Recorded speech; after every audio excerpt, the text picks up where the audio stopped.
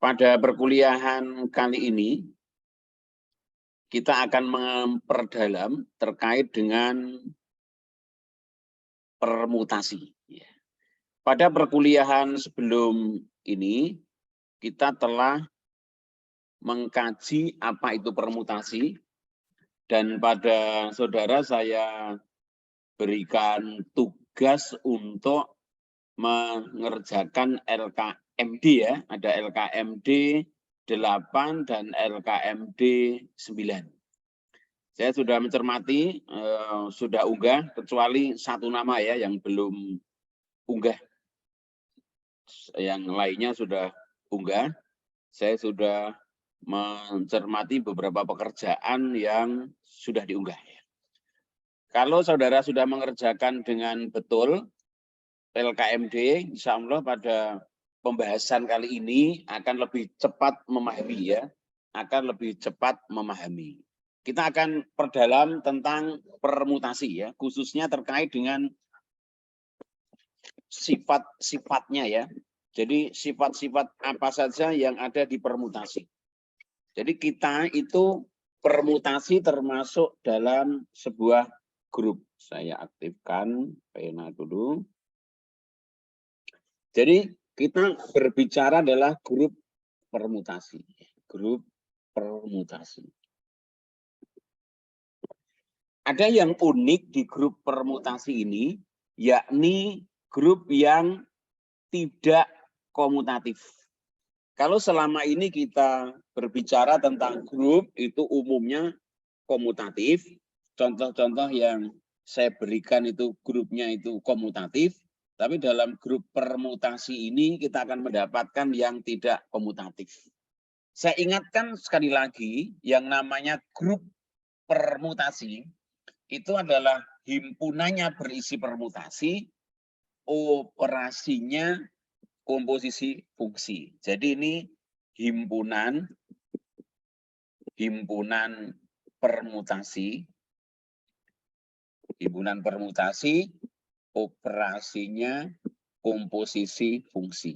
Ya, komposisi fungsi. Himpunan permutasi. Apa itu himpunan permutasi? Ingat, permutasi itu adalah pemetaan bijektif. Ya, permutasi adalah pemetaan bijektif di sini. Pemetaan bijektif dari suatu himpunan, katakanlah dari A, himpunan A ke A. Jadi kalau permutasi pada A yang terdiri dari 3 unsur, jadi kalau A itu memuat 3 unsur, yakni 1, 2, 3 misalkan, maka kita akan mendapatkan terdapat 6 ya. Terdapat 6 pemetaan bijektif. Jadi 6 pemetaan bijektif. Dari apa? Dari A ke A. Ya, dari A ke A. 6 pemetaan bijektif dari A ke A untuk 3 unsur. Jadi jika B itu 4 unsur, misalkan 1, 2, 3, 4, maka ini akan menghasilkan berapa banyak pemetaan bijektif? Coba saya tanyakan, kalau saya sebut nama Anda langsung on mix gitu ya, sehingga sambil mikir sambil on mic. Kalau ada 4 anggota B, maka akan ada berapa pemetaan bijektif dari B ke B? Coba saya tanya Zulia Rahma. Ada berapa? Iya Pak, ada 24. Betul, terdapat 24 pemetaan bijektif dari B ke B.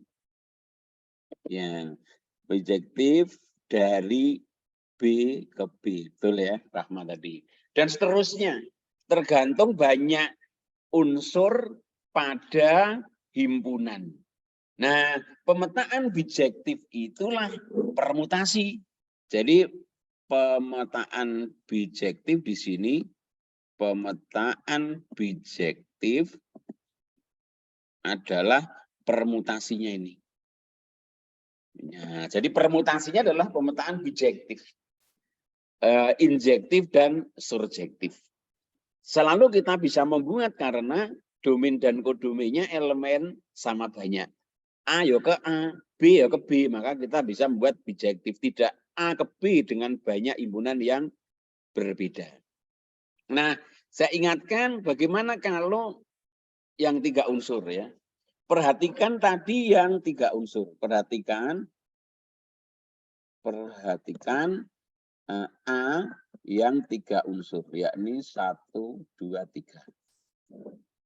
Pemetaan bijektif tadi dari A ke A menghasilkan 6 buah permutasi. 6 buah permutasi, yakni 6 buah pemetaan bijektif. Perhatikan A 1, 2, 3. Bagaimana sih membentuk 6? Kemarin kita sudah menggambarkan dalam bentuk segitiga sama sisi. Ini 1, 2, 3. Kita lakukan 2 transformasi ya. Yang pertama transformasi geometriknya rotasi. Rotasi dengan pusat O, ini O di tengah-tengah. Rotasi. Rotasinya itu ada 3 macam. 0 derajat, 120 derajat, 240 derajat. Untuk yang 0 derajat, ya berarti kalau 0 derajat, untuk yang 0 derajat, maka menggeser dari 1, 2, 3 ke, kalau diputar 0 derajat kan berarti kan tidak digerakkan apapun. Maka ya 1 tetap ke 1, 2 tetap ke 2, 3 tetap ke 3. Yang ini kita namakan rho 0. Ya, gitu ya. Ini yang pertama. Untuk 0 derajat. Kalau yang kedua untuk 120 derajat. Bagaimana 120 derajat? 1, 2, 3. Kalau diputar ke kiri ini jadi berlawanan arah dengan putaran jarum jam sebesar 120 derajat, maka akan bergeser tempat kedudukannya. 1 setelah diputar 120 derajat tentu menempati 1 menjadi menempati 2, 2 menempati 3, 3 menempati 1. Nah, yang perputaran 120 derajat kita namakan rho 1. Jadi pemetaan bijektif tadi identik dengan translasi, yakni rotasi dan nanti refleksi. Yang rotasi ada 3, yang refleksi nanti juga ada 3, sehingga ketemunya akan menjadi 6. Yang ketiga untuk rotasi untuk 240 derajat. Jadi diputar sepertiga, terus 2/3. Kita akan memperoleh pergerakan dari titik-titik sudut segitiga sama sisi. Kalau 120 berarti ini berputar sekali, lanjutkan sekali lagi. Maka 1 menempati 3. 2 geser lagi, 1 kali ke 3, geser lagi ke 1. Ya. 3 geser lagi ke kiri sekali, kemudian 2 kali. Nah ini 2. Nah ini namanya kita namakan rho 2. Nah, oke ya. Jadi ini kita mendapatkan 3 pemetaan bijektif. Kenapa kok pemetaan bijektif? Anda lihat domainnya yang atas, seperti matriks ini kita lihat domainnya atas, kodomainnya bawah. Tidak pernah ada elemen yang muncul 2 kali pada setiap kodomain yang bawah ini. 1, 2, 3, 2, 3, 1, 3, 1, 2, tidak pernah 3, 1, 1. Nah, kalau 3, 1, 1 berarti tidak bijektif. Nah, perhatikan lagi untuk 3 yang lainnya. Kalau tadi ini rotasi, maka kita yang berikutnya adalah yang saya gambar lagi segitiga sama sisi yang refleksi. Ini sama sisi pusatnya O tadi. Kemudian yang kedua adalah yang refleksi atau pencerminan. Nah, refleksi itu segitiga sama sisi memiliki 3 sumbu refleksi. Misalkan ini kita buat ini salah satu sumbu refleksinya yang melalui 1. Nah, yang melalui 1 ini nanti kita namakan μ1. Apa hasilnya? 1, 2, 3. oleh refleksi mu1, maka 1 tetap ditempatkan ke 1 kan, tidak berubah. Tapi 2 dan 3 saling berkebalikan. 2 menempati 3, 3 menempati 2. Nah, ini kita namakan mu1. Oke ya. Kemudian yang melalui 2 kita namakan ini mu2 nanti itu. mu2. mu2 bagaimana? Oh, yang tetap adalah 2-nya. Dicerminkan terhadap mu2, 3 dan 1 berbeda tempat. Ya, berkebalikan. Ini kita namakan mu2. Dan yang terakhir, nah, yang melalui 3 ini nanti menghasilkan mu3.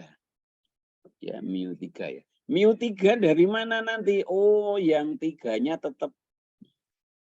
Yang 1 dan 2 saling bertukar tempat. Nah, sekarang lengkaplah sudah 6 buah pemetaan bijektif atau 6 buah permutasi. Lengkap, sudah tidak ada yang terlewat. Nah, kemudian kita dihimpun ke-6-nya itu dalam sebuah himpunan, dihimpun S3 namanya, boleh SA, boleh S3. Kenapa 3? Karena ini 3 unsur. S3 ini memuat tadi ρ0, ρ1, ρ2, mu1, mu2, mu3. Nah, dihimpun. Tadi di slide pertama saya mengatakan grup itu ada himpunannya, ada operasi. Nah, himpunannya sekarang kita sudah memperoleh, yakni S3. Tinggal operasi apa yang pas. 6 elemen ini adalah fungsi bijektif atau pemetaan bijektif. Maka operasi yang bisa kita tetapkan adalah operasi komposisi fungsi. Apakah ada, Pak, selain komposisi fungsi? Banyak. Ada misalkan penjumlahan antar fungsi, silakan. Pengurangan antar fungsi.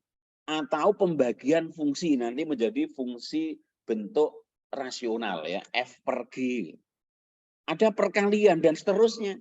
Tapi yang membentuk grup ketika kita menggunakan operasi komposisi. Ya, ditentukan atau ditetapkan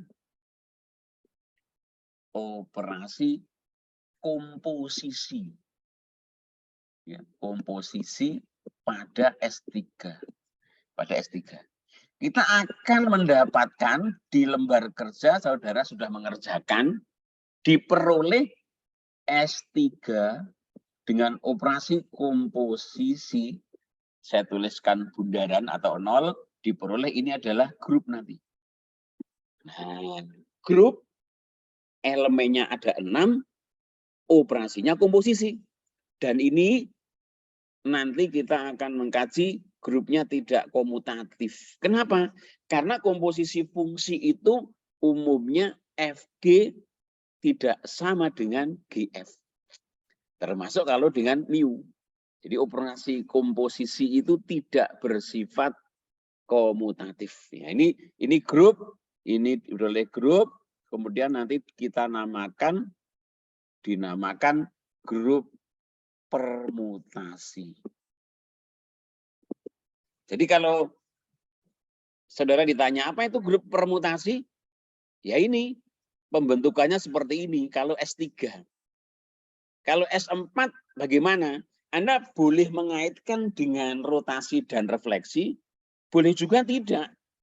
Sebagaimana saudara pernah belajar tentang permutasi. Yang penting pada baris yang kedua, dalam setiap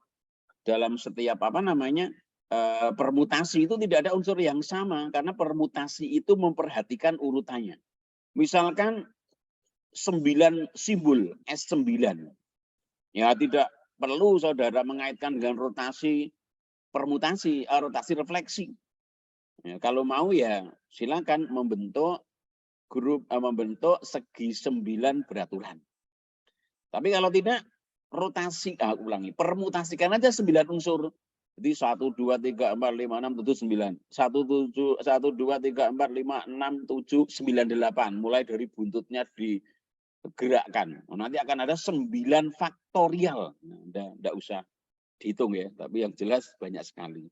Jadi intinya adalah ketika kita punya himpunan berhingga, kita bisa membentuk pemetaan bijektif yang akhirnya itu kita namakan sebagai permutasi.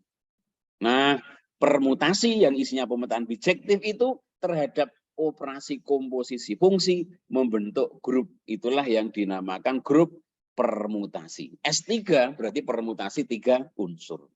Nah, ini sudah ada di buku ya. Nah, saya lanjutkan. Dalam komposisi fungsi,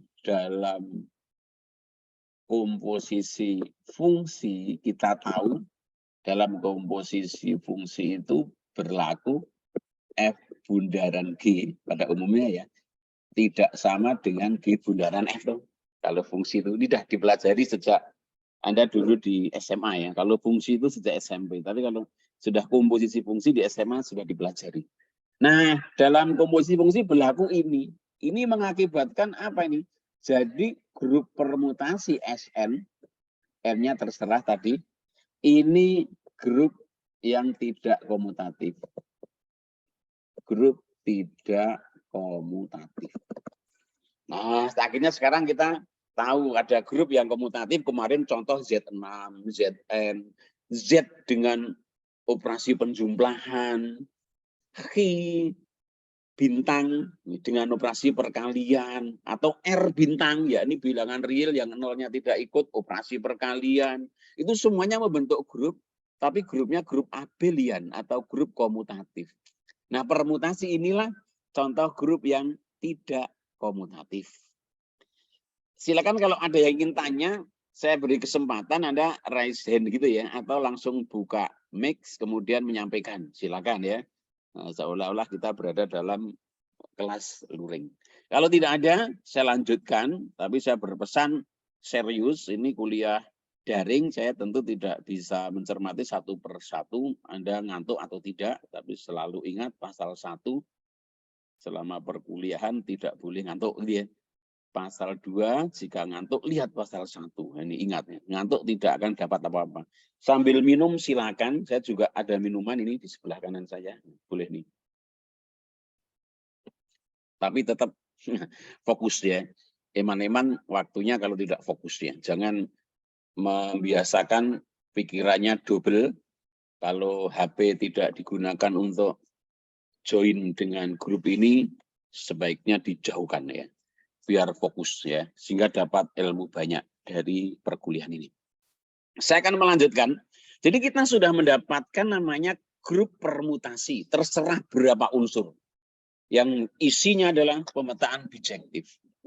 Kemudian di dalam kajian sifat-sifat grup permutasi, dikenal ada istilah orbit. Nah, jadi kita bicara orbit sekarang. Apa itu orbit? Nah, di lembar kerja, bagi saudara yang serius sudah mengerjakan, sudah dijelaskan di sana orbit itu apa. Kita perdalam melihat perkuliahan hari ini ya. Nah, ini saya targetkan kuliah online ini, bahasan tentang permutasi komplit, selesai gitu ya. Orbit, saya akan langsung contohkan kepada Anda sebuah permutasi. Misalkan, alfa ini permutasi di S5 ya, misalkan S5. Permutasi di S5 ini. Jadi ini anggota S5. Nah, kalau S3 tadi kan sampai 3 saja. Misalkan saya membuat permutasi alfa ini memetakan 1 ke 3, kemudian 3 ke 4, 4 ke 1. Ya. Kemudian 2 tetap dengan 2, 5 tetap dengan 5. Ini kan salah satu pemetaan bijektif. Karena tidak ada yang double di baris keduanya. Nah, orbit itu apa? Orbit dari, jadi saya tulis, orbit dari 1 terhadap permutasi alfa adalah, ya, adalah apa ini? Adalah himpunan yang memuat seluruh hasil pemetaan alfa pangkat n dengan n bilangan bulat dari 1. Jadi ini n bilangan bulat. Jadi n bilangan bulat dari 1. Ya, apa ini artinya? Artinya adalah, ya artinya saya kira, artinya kita lihat n itu kan bilangan bulat. Jadi bilangan bulat boleh diambil 0, boleh diambil positif, boleh diambil negatif. Yang saya contohkan untuk yang positif dulu, misalkan alfa pangkat 1, sehingga saya tidak tulis ini. Alfa 1 ini artinya apa? Oh, peta dari 1 terhadap alfa. Anda lihat di sana 1 dipetakan ke 3. Oh, ini 3 nih. Kalau alfa pangkat 2 dari 1 berapa? Oh, ini kan alfa 1. Ya. Alfa, komposisi alfa. Saya tidak tuliskan bundarannya ya. Kalau mau ditulis bundarannya ya silakan. Kita kan berbicara dalam grup itu satu operasi. Ini di bagian bab awal sudah ada tulisan di buku saya. Dituliskan operasinya atau tidak ambigu di dalam grup itu. Karena operasinya ya tunggal, komposisi ya komposisi saja. Ini kan sama dengan alfa 1. Ya, sehingga alfa 1 tadi dari atasnya kita sudah mendapatkan 3. Apa ini artinya? Oh, peta dari 3 terhadap alfa. Di bawah 3 ada 4. Ya. Jadi alfa 1, 3, alfa pangkat 2, 4. Alfa pangkat 3 dari 1 berarti alfa kuadrat dari 1. Kan pangkat 3 nih. Berarti ini alfa dari alfa kuadrat 1. Alfa kuadrat 1 berapa? Tadi sudah alfa kuadrat 1 dari atasnya ini ketemu 4 ini. Sehingga alfa 4, kita lihat di bawah 4 ada 1. Nah, dengan cara yang sama kita nanti akan mendapatkan alfa 4 dari 1 kembali ketemu 3 lagi. Ya, dengan cara yang sama ya. Anda bisa praktekkan, kan mudah ini. Dari sini saya akan mengambilkan kalau negatif bagaimana? Kalau negatif, kan N-nya tadi bilangan bulat. Ya. Pangkat negatif 1 berarti itu adalah invers yang memetakan dari baris kedua ke baris pertama. Saya ulangi, alfa pangkat negatif 1 berarti invers dari alfa. Kalau invers dari alfa, saya tambahkan di sini. Kalau ada pemetaan alfa kan di sini. Maka kan petanya kan satu elemen ke ini. Katakanlah ini A, ini B. Alfa A itu kan sama dengan B. Jadi alfa invers dari B akan sama dengan A. Ya, ini keterangan ya. Perhatikan ini. Jadi membalik dari kodomin ke domin itu invers. Jadi alfa invers dari B sama dengan prapetanya B. Prapetanya B yo A, wong tadi A dipetakan ke B. Dengan penalaran ini, maka kita mendapatkan alfa pangkat min 1 dari 1, berarti Anda perhatikan 1 yang di bawah ini. 1. Berarti cari prapeta 1, atasnya berarti ini 4. Ya. Begitu ya. Saya lanjutkan, kalau pangkat 2 berarti bagaimana ini? Sama dengan yang tadi, berarti alfa pangkat negatif 1, alfa pangkat negatif 1 dari 1. Berarti sama dengan apa nih? Alfa pangkat negatif 1 dari alfa pangkat negatif 1, 1. Iya, sama dengan alfa pangkat negatif 1 dari, kan sudah dari atasnya dari 4 tadi. Sama dengan berapa? Saya coba tanyakan pada Anda. Ya. Diana coba, Diana Ayu Lestari. Sama dengan berapa ini prapeta dari 4? Sama dengan 3, Pak. Iya, tepat. Ya, Diana. Tepat 3. Ya, jadi N itu bisa positif, bisa negatif. Bagaimana kalau 0? Pernah saya sampaikan di perkuliahan, kalau pangkat 0 itu artinya ketemunya elemen netral. Ya kan? Pernah saya sampaikan. Elemen netralnya dalam grup permutasi itu apa? Elemen netralnya dalam grup permutasi adalah pemetaan bijektif yang memasangkan setiap elemen ke dirinya sendiri. Jadi ini saya lanjut. Ya. Jadi kalau alfa pangkat 0 dari 1 bagaimana? Ini saya tuliskan dulu. Saya katakan tadi, pangkat 0 menghasilkan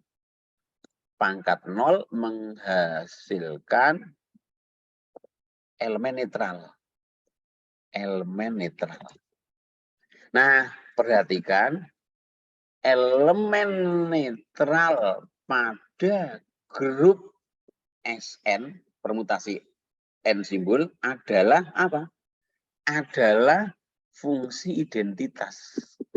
Fungsi identitas yang memetakan setiap elemen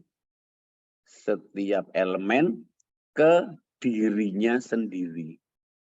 Ya, perhatikan ini karena saya nulisnya cepat karena barengan dengan lisan, yang penting adalah lisan saya itu didengarkan sehingga ketika sulit menerjemahkan tulisan saya, Anda bisa dengan tepat menerjemahkannya ya. Saya lebih cepat bicara daripada menulis ya. Saya kira semua orang juga begitu. Kalau saya tulis bagus pelan-pelan, suara saya jadi eman-eman, tidak bisa banyak memberikan materi. Jadi elemen netral pada grup SN adalah fungsi identitas yang memetakan apa? Setiap elemen ke dirinya sendiri. Nah, dalam S5 misalkan, dalam S5 misalkan, tadi kan kita bicaranya S5. Dalam S5 fungsi identitas adalah ini. Berarti 1, 2, 3, 4, 5 memetakan ke dirinya sendiri nih. Ya. Jadi ini 1 ke 1, 2 ke 2 dan seterusnya. Maka kesimpulan kita kalau tadi alfa pangkat 0 dari 1 itu sama dengan fungsi identitasnya di S5. Berarti 1 kemana ini? Novita, alfa pangkat 0 1 kemana? 1, Pak. Ke 1, betul. Jadi nanti alfa pangkat 05 yuk ke 5 dan seterusnya. Nah, dari proses tadi ya, dari proses tadi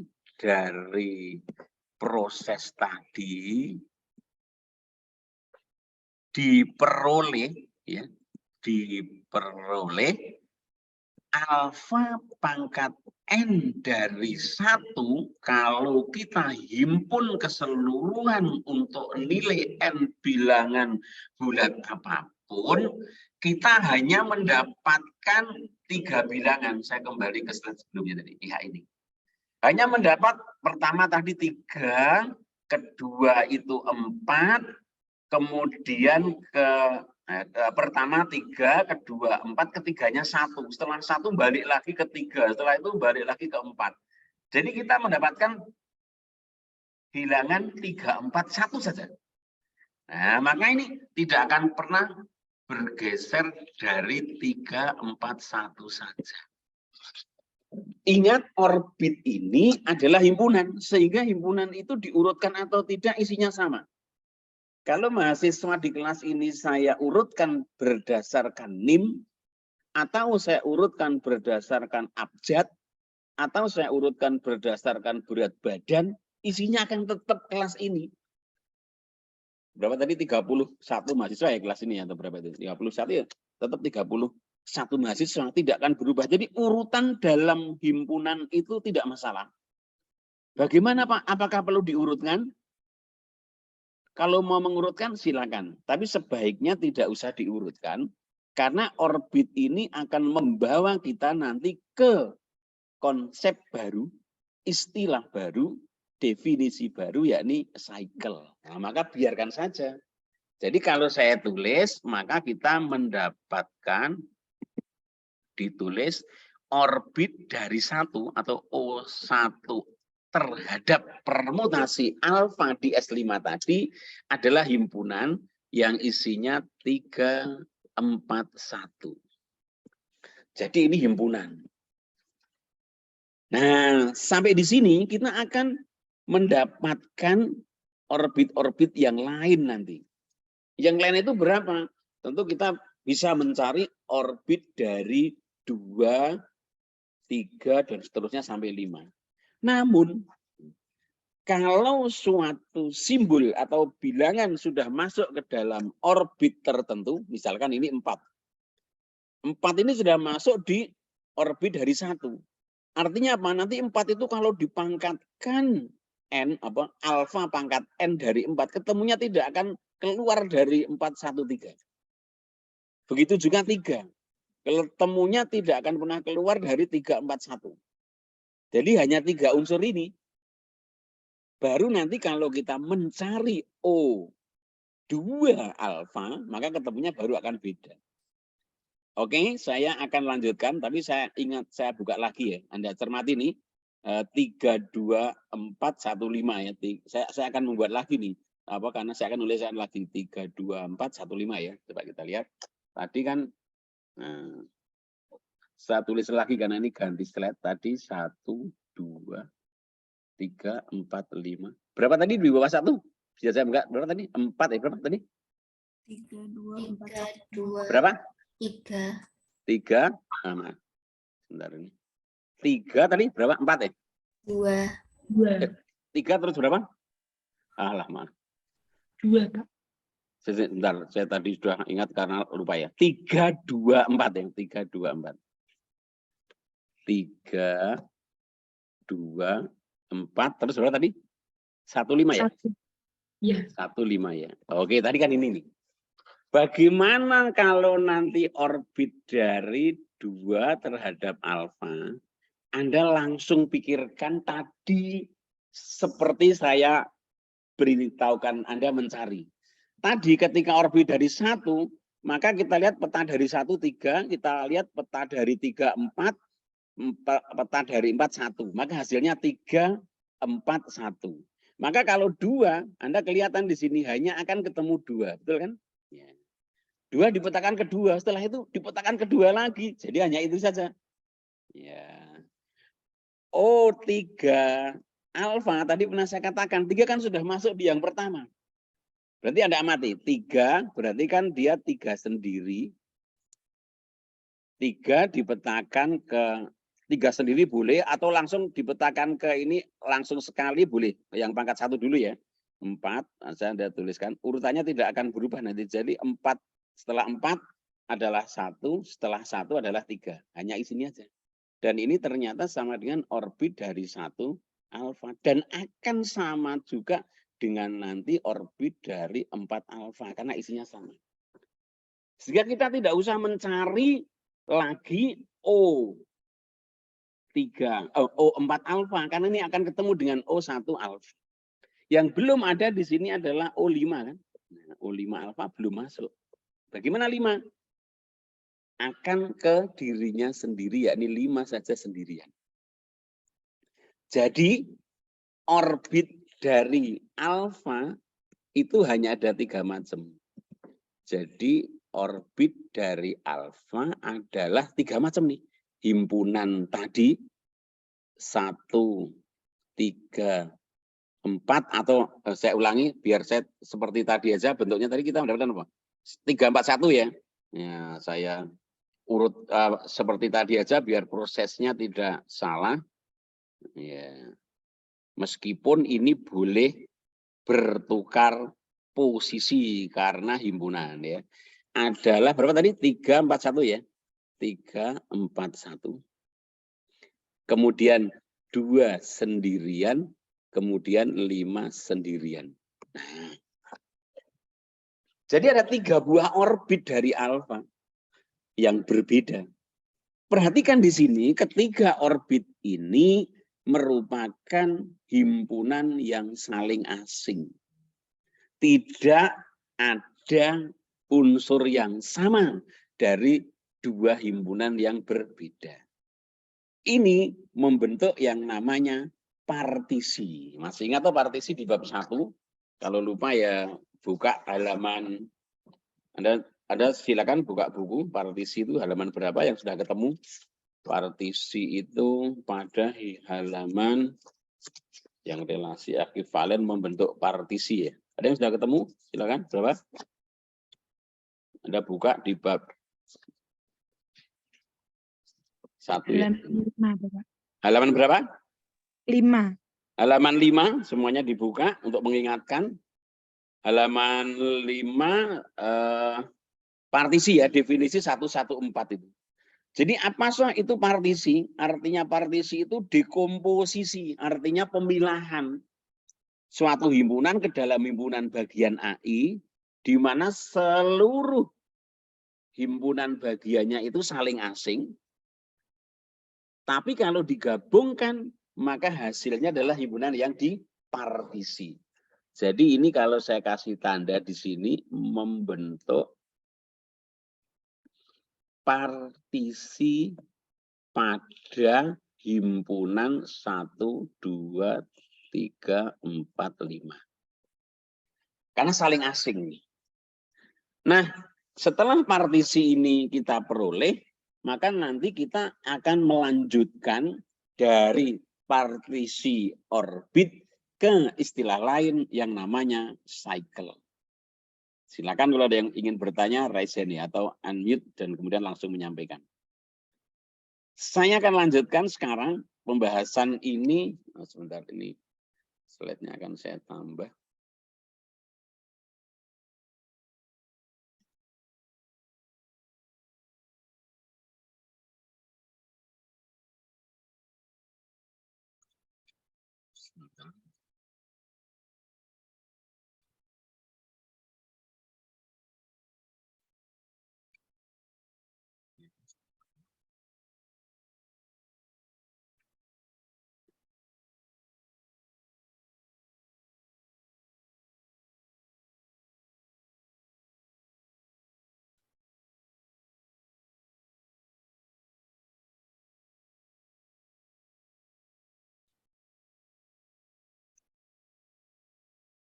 Oke, saya lanjutkan. Kita sudah sampai ke orbit dari permutasi alfa yang saya pilih, menghasilkan 3 himpunan yang berbeda. Saya lanjutkan sekarang dengan pembahasan yakni cycle. Cycle. Ya. Apa itu cycle? Di buku, di lembar kerja, sudah saudara pelajari ya. Cycle itu batasan untuk suatu permutasi. Ya. Permutasi apapun, katakanlah permutasi sigma, ini dinamakan cycle,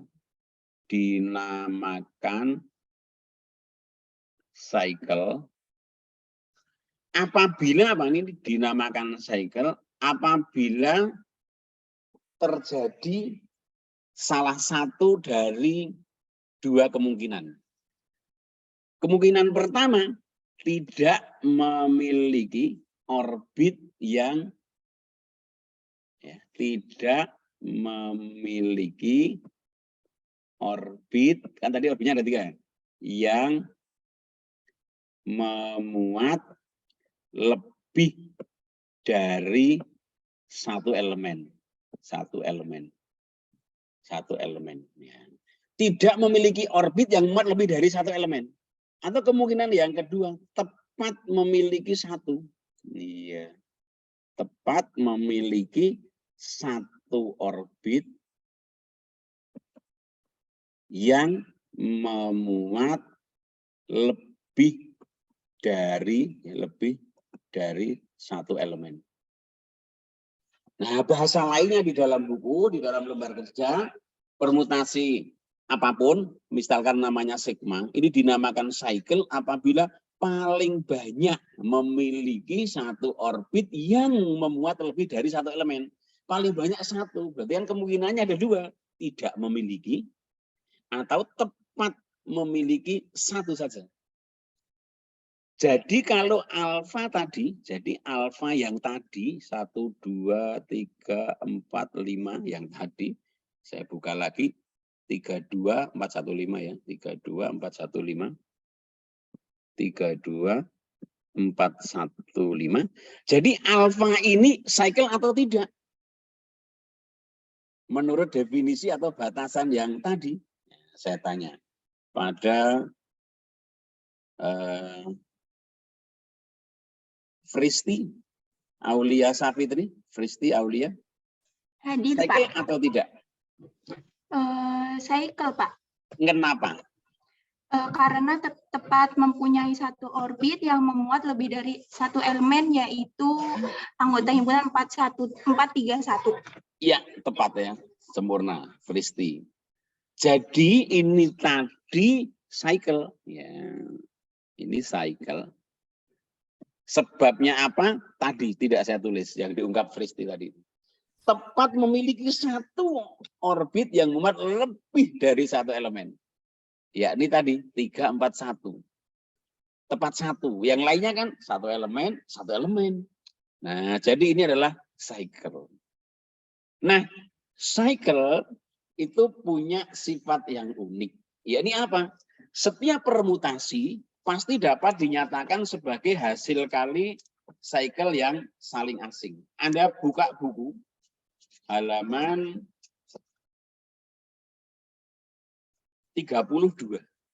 Teorema 4.2. Ya. Perhatikan teorema 4.2 halaman 32. Di sana dikatakan suatu permutasi sigma dari himpunan berhingga A dapat dinyatakan sebagai hasil kali cycle yang saling asing. Cycle saling asing. Kalau himpunan saling asing kita sudah tahu irisannya himpunan kosong. Ini cycle kok saling asing apa? Di buku sudah saya sampaikan, cycle saling asing itu cycle yang tidak memuat unsur yang sama. Cycle yang tidak memuat unsur yang sama. Nah, sekarang teorema ini, perhatikan ini. Perhatikan lagi sekarang alfa yang tadi. Perhatikan alfa yang tadi di S5, 1, 2, 3, 4, 5, 32, 415. 32, 415. Yang tadi merupakan cycle ini. Di samping dia merupakan cycle, dia kan merupakan permutasi. Cycle adalah permutasi yang bla bla bla. Menurut teorema 4.2, setiap permutasi apapun, entah dia cycle atau bukan, selalu dapat dinyatakan sebagai hasil kali cycle-cycle yang saling asing. Kita lihat tadi itu, perhatikan alfa ini, orbit dari alfa tadi sudah kita kerjakan. Orbit dari alfa adalah 3 unsur tadi itu. Yang pertama 3, 4, 1, yang kedua 2 saja, yang ketiga 5 saja. Nah, dari orbit ini kita bentuk ya, dibentuk 3 cycle. Cycle itu biarlah kita namakan pakai bahasa Inggris cycle, sebab kalau ini mau diindonesiakan menjadi SIKEL itu kan bisa dibaca sikil gitu ya. SIKEL, jadi malah dibaca sikil, padahal maksudnya cycle. Maka biarkan tetap dibentuk, namanya tetap cycle gitu aja. Dibentuk 3 cycle. Nah, cycle sekarang simbolnya berbeda. Kalau tadi orbit itu simbolnya kurung kurawal, sekarang simbolnya kurung biasa. Nah, 3 buah cycle. Kalau tadi saya katakan ketika berbentuk himpunan, urutan tidak masalah. Karena himpunan akan sama isinya dengan urutan apapun. Namun kalau sudah berbentuk cycle, urutan itu berpengaruh kepada makna dari permutasi tersebut. Karena ini 3 cycle dari sebuah permutasi, yang permutasi itu juga merupakan cycle tadi, dapat dibentuk 3 cycle ini. Cycle ini cycle yang saling asing kan? Kok saling asing? Ini 5, ini orang kok 1. Kok tadi 1 tidak saling asing. Ini kan 5 ini tadi ya. Ini 5 bukan 1. Nah, ini saling asing tadi kan tidak ada elemen yang sama. Nah, masing-masing cycle ini bermakna permutasi. Jadi kita akan memperoleh 3 permutasi nih. Nah, ini saya namakan cycle ini 3 cycle. Ini katakanlah saya namakan mu1. Ini saya namakan mu2. Ini saya namakan mu3. Mu1 itu apa? Jadi kita memperoleh mu1 itu apa sih? Oh, mu1 itu cycle di S5 karena kita semestanya S5. Kalau nanti S-nya berubah ya sesuai menyesuaikan. Apa tuh artinya cycle ini? 3, 4, 1 itu artinya 3 dipetakan ke 4. 4 dipetakan ke 1, 1 dipetakan ke 3. Urut 1 ke 3. Yang lainnya tetap. Jadi 2 dan 5. Mu2 apa ini mu2 ini? Mu2 itu sendirian saja isinya. Apa artinya? Perhatikan biar Anda langsung paham nanti kalau saya beri masalah yang lain. Itu artinya 2 dipetakan ke 2. Dia tidak berpasangan dengan yang lain. 2 ke 2, yang lainnya tetap. Oh ya berarti kan 1 ke 1, 3 ke 3, 4 ke 4, 5 ke 5. Begitu juga mu3. Itu artinya apa? Oh, dia memetakan 5 ke 5. Yang lainnya ke dirinya sendiri. 1, 3, 2, 4, 5. Berarti mu2 sama dengan mu3. Iya, ini adalah permutasi identitas. Nah, kita akan memperoleh, bergeser sebentar. Kita akan memperoleh,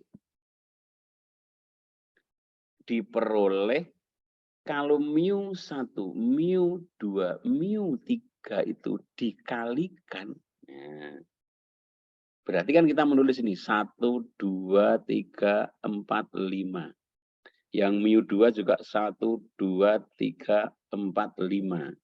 Yang mu3 juga 1, 2, 3, 4, 5. Ini 1 ke 3.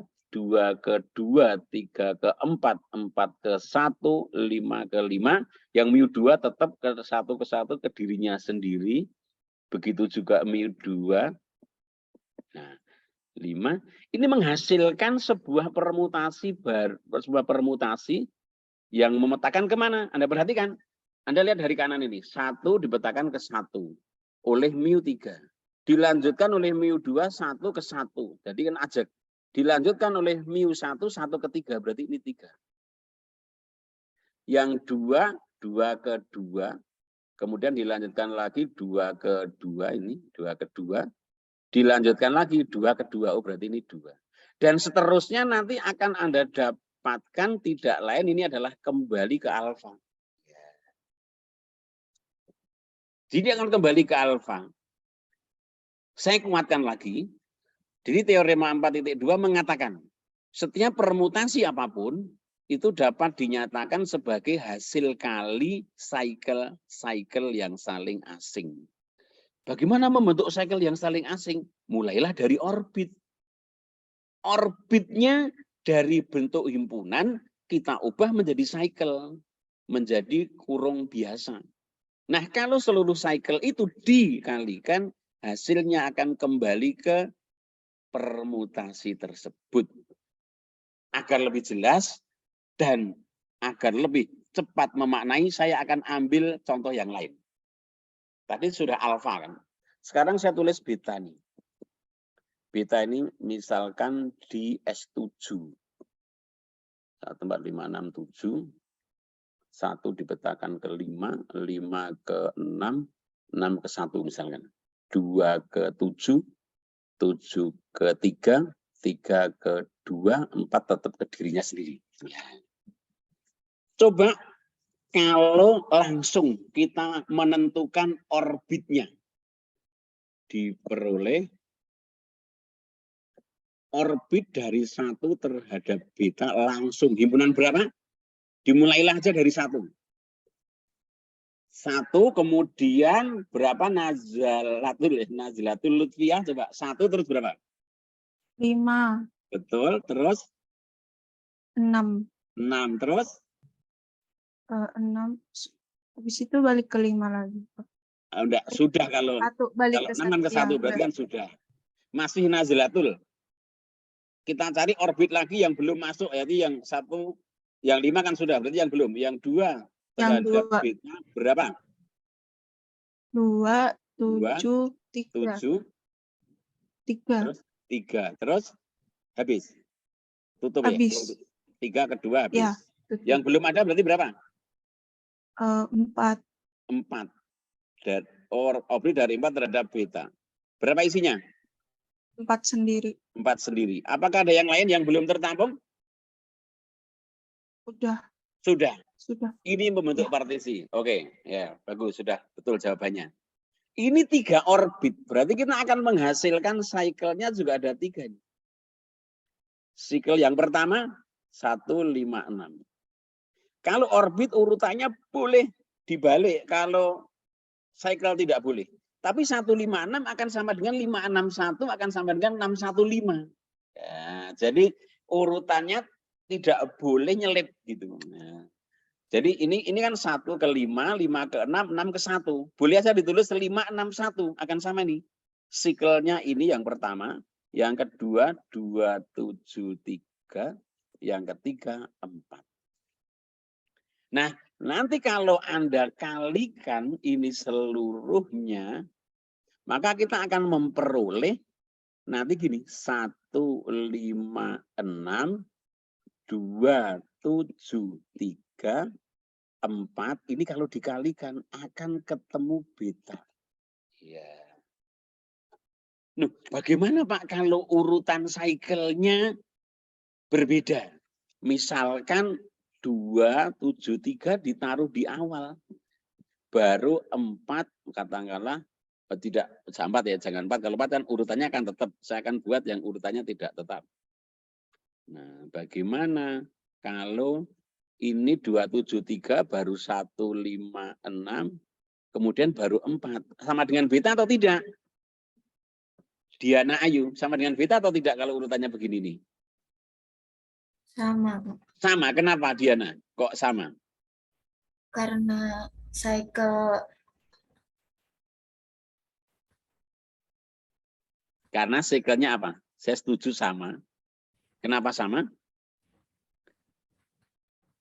Karena perkalian sikel yang saling asing bersifat komutatif. Nah, komutatif.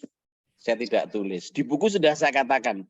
Jadi permutasi itu tidak grup komutatif. Tapi khusus cycle-cycle yang saling asing, kalau dikalikan maka bersifat komutatif. Dikalikan itu artinya dikomposisikan ya. Karena kan operasinya di sini itu adalah komposisi. Dikalikan atau dikomposisikan itu maknanya sama. Kalau saling asing maka hasilnya akan sama dengan beta. Jadi urutan penentuan orbit untuk menjadi cycle tidak berpengaruh urutannya seperti apa. Nah, jadi kita mendapatkan beta ini hasil kali cycle-cycle yang saling asing. Sebagaimana di teorema 4.2.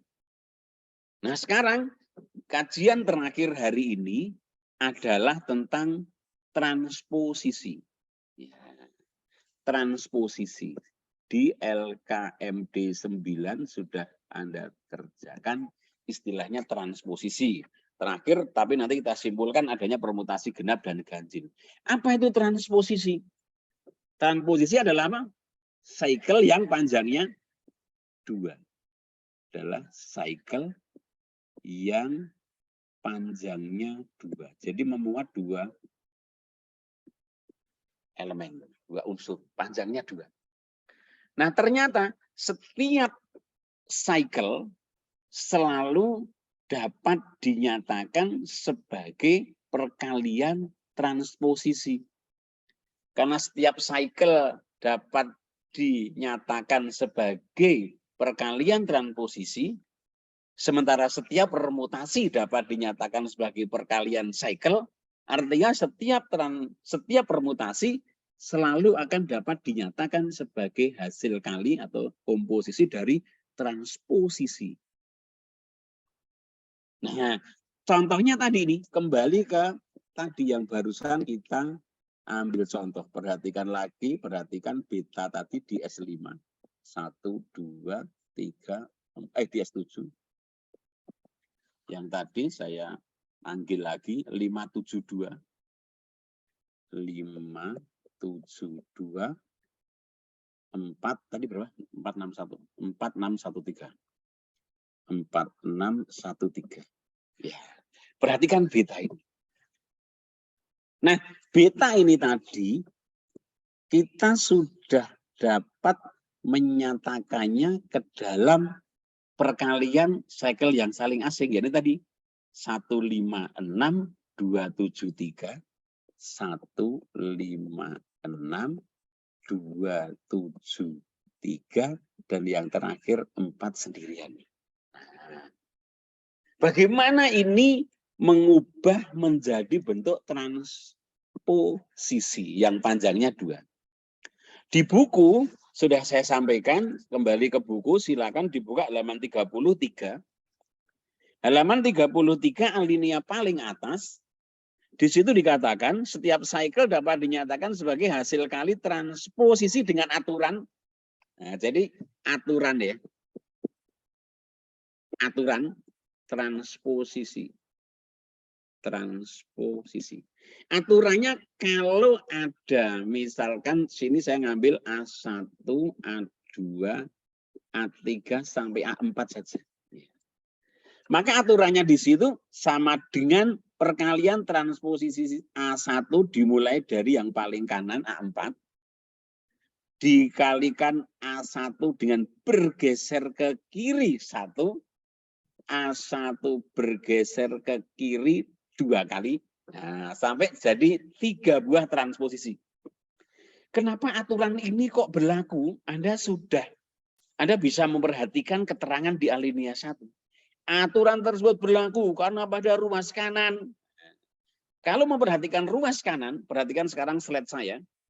Ruas kanan ini ya, kan ada 3 buah cycle yang panjangnya 2. Perhatikan di slide saya, di paparan saya, bukan di buku.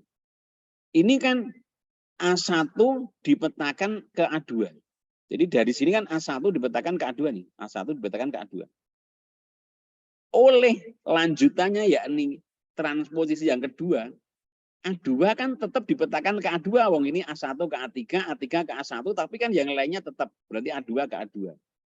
Artinya apa? A1 dipetakan ke A2, lanjut lagi ke A2, yang kiri juga lanjut lagi ke A2. Berarti persis memetakan A1 ke A2. Begitu juga A3. Oleh yang paling kanan ini, A3 kan dipetakan ke dirinya sendiri, yakni A3. Oleh sebelah kiri, A3 dipetakan ke A1.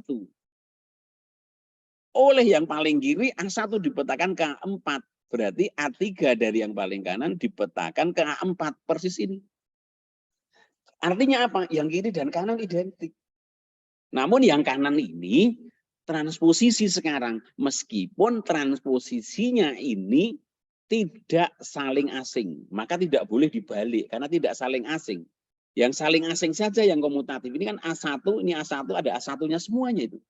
Maka tidak boleh terbalik. Kalau ini terbalik salah. Karena yang tidak saling asing tidak berlaku sifat komutatif. Jadi kita mendapatkan beta tadi yang sama dengan 156 kali 273 kali 4 sama dengan apa? 16, ya kan yang paling kiri 15, yang 2 kemudian 3, 2 dengan 7. Yang 4 bagaimana? Tadi saya sudah sampaikan, 4 sendirian itu artinya permutasi identitas. Permutasi identitas itu adalah fungsi identitas yang kalau dikomposisikan tidak mengubah hasil karena dia identitas elemen netral. Maka 4 ini boleh tidak ditulis atau boleh juga ini sama dengan, jadi 2 kemungkinan ya, atau ini sama dengan ini. 1/6-nya tetap, 1/5-nya tetap, 2/3-nya tetap, 2/7-nya tetap. Yang 4 itu saya ubah menjadi 4/1 tapi pasangkan dengan 1/4. Harus dipasangkan. 4/1/1/4 ini pasti menghasilkan identitas. Kenapa? Coba perhatikan dari yang kanan. Yang kanan kan 1 dibetakan ke 4. Kemudian dilanjutkan 4 ke 1. Berarti kan 1 ke 1. 2 ke 2. Dilanjutkan 2 ke 2. 3 ke 3. 4 ke 1. 1 ke 4. Berarti 4 ke 4 sendiri. Jadi ini harus dibuat pasangannya itu 2 buah atau 4 buah silakan. Bagaimana Pak kalau tidak 4/1/1/4 tapi 4/3/3/4 boleh. Bagaimana kalau 1/2/2/1 boleh. Nah, karena itu saling berkebalikan 2 transposisi tadi itu mesti hasilnya identitas. Jadi tidak harus 4/1 atau 1/4 silakan. Boleh juga tidak ditulis. Apapun ditulis maupun tidak ditulis tidak mengubah banyaknya transposisi. Ini yang kanan kan 4 ya. Ini 4 transposisi, ini 6 sama-sama genap. Ya. Jadi beta itu dapat dinyatakan sebagai komposisi atau hasil kali transposisi sejumlah genap. Baik 4 maupun 6 maupun 8 atau 10 kalau mau memperboros tinta, tapi yang jelas pasangannya itu harus genap. Anda amati suatu bilangan kalau ditambahkan dengan bilangan genap itu tidak mengubah ganjil genapnya. 5 itu ganjil, ditambah 2 tetap ganjil. 7 itu ganjil, ditambah 2 tetap ganjil. 8 itu genap, ditambah 2 tetap genap. Jadi menambahkan sebanyak bilangan genap itu tidak mengubah ganjil genapnya suatu bilangan kan. Nah, kemudian lahirlah satu simpulan beta ini merupakan permutasi genap. Kenapa? Definisinya ada di buku, ada di lembar kerja, karena beta dapat dinyatakan sebagai hasil kali transposisi sejumlah genap. Maka dikatakan di sini jadi beta itu permutasi genap. Jadi beta, beta kok enggak keluar. Jadi beta, karena habis ya, saya ganti ini. Jadi sudah habis layarnya. Jadi beta permutasi genap. Alasannya tadi sudah saya katakan. Nah, kita ambil rangkuman perkuliahan hari ini.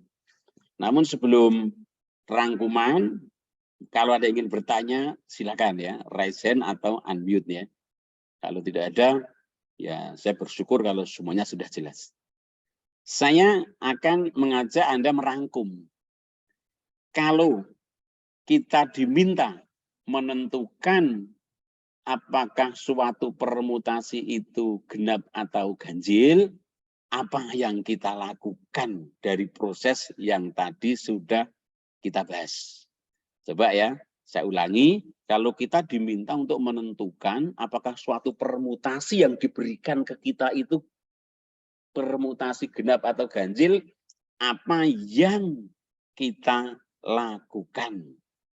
Coba saya minta yang jawab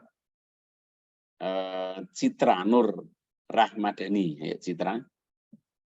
Iya, Pak. Iya, apa? Prosesnya bagaimana tadi?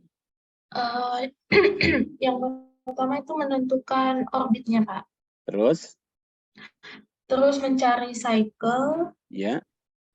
lalu nanti kalau misalnya cycle-nya tuh dikalikan dengan yang sesama cycle, nanti tuh sama dengan orbitnya, Pak, hasilnya.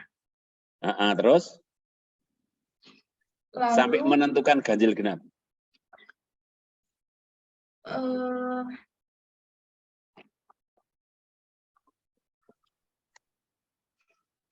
Ya, tadi proses tadi sudah betul, tapi belum sampai ke menentukan ganjil atau genap. Lanjutkan. Apa?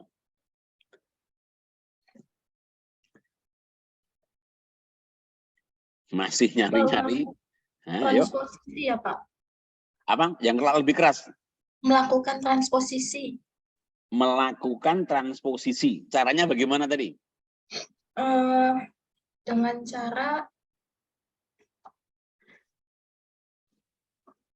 Dengan cara ini apa, Pak?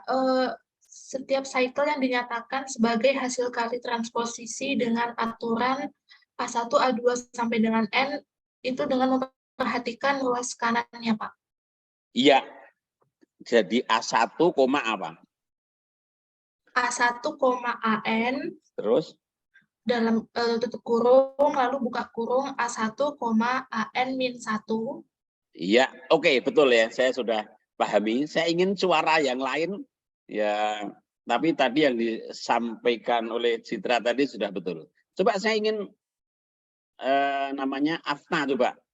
Afna juga menjawab pertanyaan yang sama. Jawab pertanyaan Pak. saya tadi itu. Bagaimana langkahnya? Yang pertama menentukan orbitnya dulu, Terus?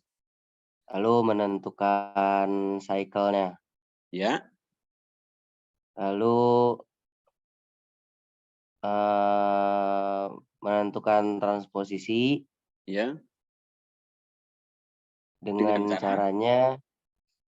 cara yang pertama A1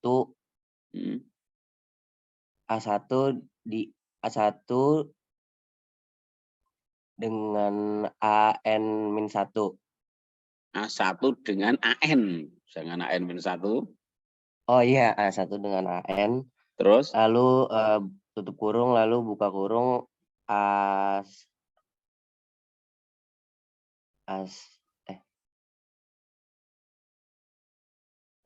lagi dengan A1 lagi dengan AN-1. Dan seterusnya sampai AN. Sampai A2. Sampai A2. AN tadi AN sudah digunakan. Oh, itu? Oh iya, Pak. Ya, mundur. Oke ya. Jadi itu simpulan kuliah kita hari ini.